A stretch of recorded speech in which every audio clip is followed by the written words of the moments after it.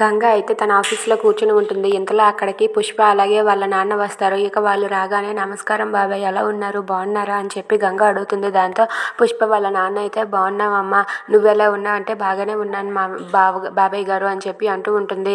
అమ్మ, నువ్వు ఇంత మంచి పోస్టుని సాధించినందుకు నాకు చాలా గర్వంగా ఉంది అని చెప్పి అంటాడు. దాంతో గంగ అయితే థ్యాంక్స్ బాబాయ్ గారు అని చెప్పి అంటుంది. సరే బాబాయ్ గారు, ఏంటి ఏం కావాలి అని చెప్పి అడుగుతూ ఉంటుంది. అది వినగానే అక్కడ ఉన్న పుష్ప అయితే పర్మిషన్ కావాలి అంటుంది. ఆ మాట గంగ అయితే పర్మిషన్ దేనికి అని చెప్పి అంటూ ఉంటుంది.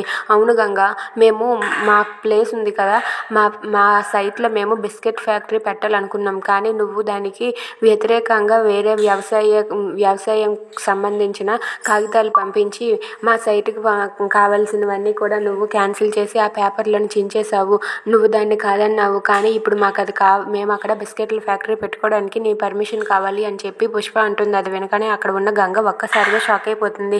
అయినా నేను అదంతా రూల్స్ ప్రకారమే కదా చేశాను, అక్కడ కంపెనీ పెడితే కరెక్ట్ కాదని చెప్పే కదా నేను అది రిజెక్ట్ చేశానని చెప్పి అంటుంది. అది వినగానే అక్కడ ఉన్న పుష్ప వాళ్ళ నాన్న అయితే అవునమ్మా, నువ్వు రిజెక్ట్ చేసావు, కాదంటం లేదు, కానీ ఇప్పుడు మాకు అది కావాలి, మేము అక్కడ ఇప్పుడు అర్జెంటుగా పెట్టాలి అని చెప్పి అంటూ ఉంటాడు. అది వినగానే గంగ అయితే కుదరదు బాబాయ్ గారు అని చెప్పి అంటుంది. ఆ మాటకి పుష్ప అయితే ఎందుకు కుదరదు గంగ అక్క, నా గురించి నీకు తెలిసిందే కదా, నేను ఏమైనా అన్నానంటే అది చెయ్యాల్సిందే.